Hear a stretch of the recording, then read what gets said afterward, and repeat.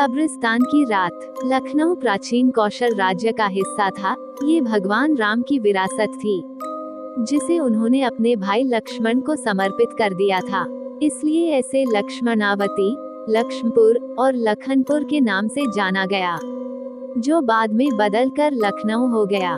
पर लखनऊ एक लिए और फेमस है, जो है इस शहर से जुड़ी भूतिया कहानियाँ।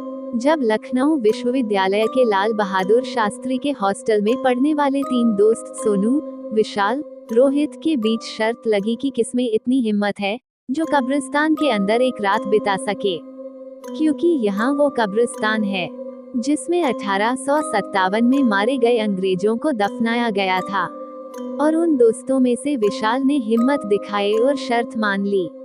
अगले दिन तीनों दोस्त विश्वविद्यालय से निकले और नदवा कॉलेज और पक्का पुल के रास्ते से होते हुए कब्रिस्तान के पास पहुँचे। रात के करीब 1 बज चुके थे। सन्नाटा छाया हुआ था और सड़क पर भी 1-2 गाड़ी वाले नजर आ रहे थे। तीनों दोस्त कब्रिस्तान में पहुँचे। कब्रिस्तान के चारों ओर दीवार टूटी हुई थी, कोई भी आसानी से अंदर जा सकता था। अब रात के करीब 1 बज चुके थे। सोनू, ठीक है विशाल, कल मिलते हैं, अगर तुम जिंदा रहे तो। विशाल, अरे जिंदा क्यों नहीं रहूंगा, मुझे भूत से डर नहीं लगता है, और जब डर ही नहीं लगता फिर डर किस बात का। इतना कहकर विशाल जोर जोर से हंसने लगा। सोनू और विशाल आपस में बातें कर रहे थे, पर रोहित आसपास की कब्रों को बड़े गौर से देख रहा था और कब्रों के ऊपर लिखे नामों को बारी बारी से पढ़ते हुए बड़बड़ा रहा था। सोनू, रोहित, तू कब्रों को इस तरह से क्यों देख रहा है? यहाँ सारी मर्दों की लाश है, किसी लड़की की नहीं है। ठरकी इंसान। विशाल, इसका बस चले तो लड़की को कब्र से निकालकर बोले, आप बहुत सुंदर लग रही हैं, क्या आप मेरी गर्लफ्रेंड बनोगी? सोनू और विशाल जोर जोर से हंसने लगे थे, जो हंसी पूरे कब्रिस्तान में गूंज रही थी। रोहित, अरे नहीं सोनू, मैं तो इन कब्रों पे लिखे नाम को पढ़ रहा था, क्योंकि पिछले हफ्ते जब मैं अंजलि के साथ यहाँ घूमने आया था तो इस थॉमस हैंड की कब्र इस कब्रिस्तान के सबसे आखिरी में थी, और मुझे इसलिए याद है क्योंकि मैंने इसी कब्र के पास से फूलों को तोड़कर अंजलि को दिया था। रोहित की बात सुन सोनू और विशाल भी एक पल के लिए सोच में पड़ गए। सबके में सिर्फ यही सवाल था कि आखिर कब्र एक जगह से दूसरी जगह कैसे जा सकती है, और इस बात की पुष्टि इस बात से भी हो रही थी कि रोहित के तोड़े हुए फूलों की पत्ती अभी भी मुरझाई हुई कब्र के पास ही थी। विशाल, अच्छा ठीक है, अब मुझे और उल्लू मत बनाओ, मुझे डराने की तुम्हारी कोशिश किसी काम की नहीं है, समझ गए? मैं इस कब्रिस्तान से अब कल सुबह ही आऊंगा, वो भी जिंदा। चलो जाओ, अब तुम दोनों मुझे अकेला छोड़ दो।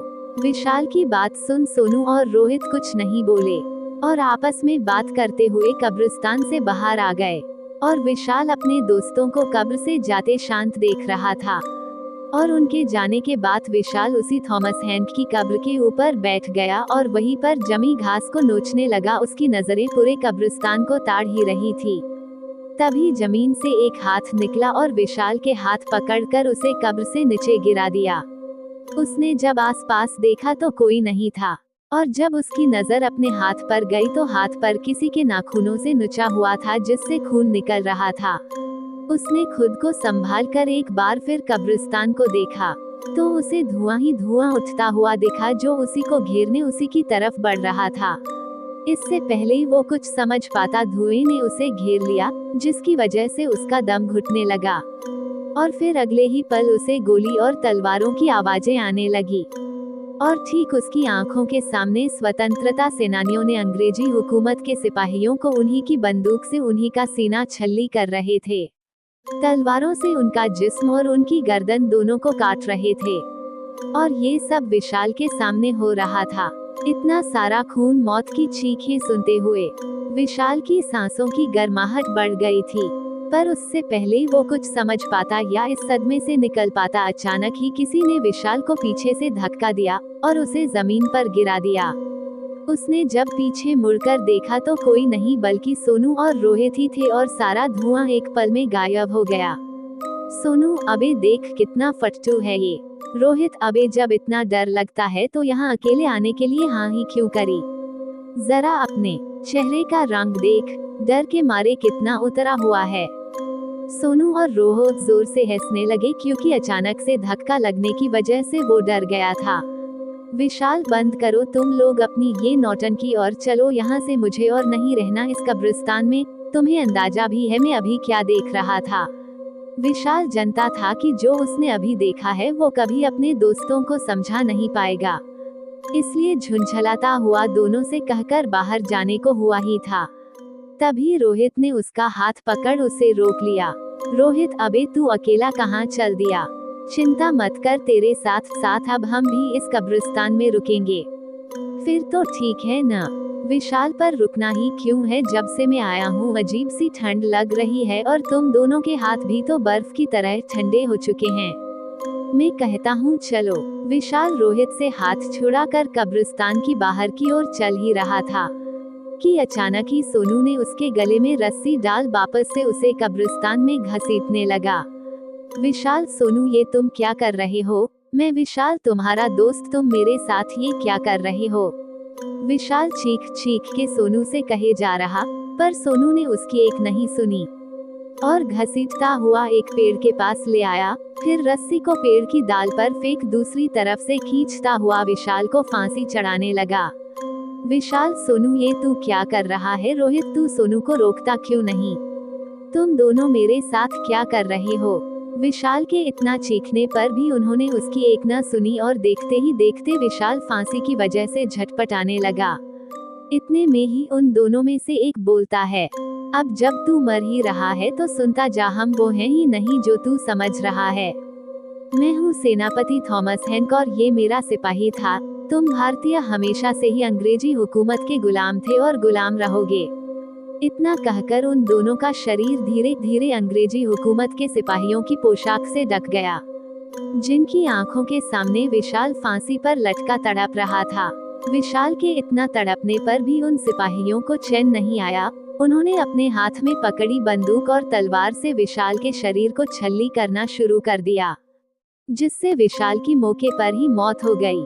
अगली सुबह जब उसके दोस्त उसे लेने कब्रिस्तान आए तब कब्रिस्तान के बाहर पुलिस और मीडिया की भीड़ लगी हुई थी, जिन्हें देख दोनों की सांसें तेज हो गई थी। रोहित ने जब भीड़ के बीच जाकर देखा तो उसे कब्रिस्तान के कोने में पेड़ पर झूलती विशाल की लाश दिखी, जिसे देख दोनों चीखने लगे थे। इंस्पेक्टर भी उनकी चीख से समझ गया था कि ये दोनों लाश के जानने वाले हैं, इसलिए दोनों को लाश की पहचान करने के लिए अंदर बुलाया गया। सोनू और रोहित ने जब विशाल की लाश को गौर से देखा तो उनकी भी रूह कांप गई।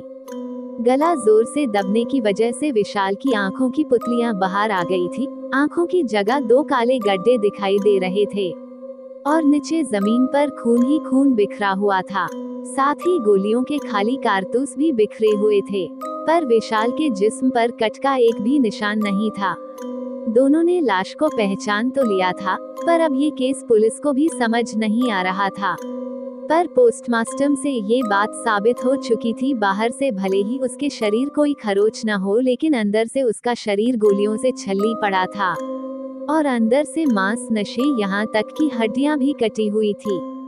बहुत जांच पड़ताल के बाद भी केस कभी नहीं सुलझा और कुछ साल बाद सोनू और रोहित की लाश भी उसी रहस्यमयी तरीके से उसी पेड़ पर फांसी पर लटकी मिली। पोस्टमार्टम रिपोर्ट्स में भी वही लिखा था जो विशाल की रिपोर्ट्स में लिखा था। शरीर पर एक भी कट के निशान नहीं, पर अंदर से जिस्म गोलियों से छल्ली हुआ पड़ा था और तलवार से मांस के साथ हड्डियां भी कटी हुई थी। और आज भी इस केस की फाइल लखनऊ के एक थाने में धूल खा रही है। लेकिन अब वक्त बदल चुका था। सरकार ने कब्रिस्तान को संरक्षित करते हुए चारों तरफ दीवार बनवा दी है और लाइट की सुविधा कर दी है।